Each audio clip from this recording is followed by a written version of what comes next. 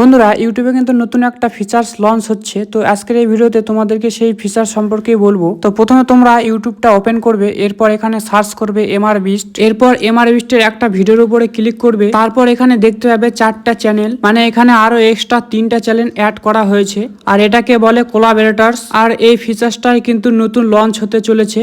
তো কিছু কিছু ইউটিউবারকে এই ফিচার্সটা দিয়েছে।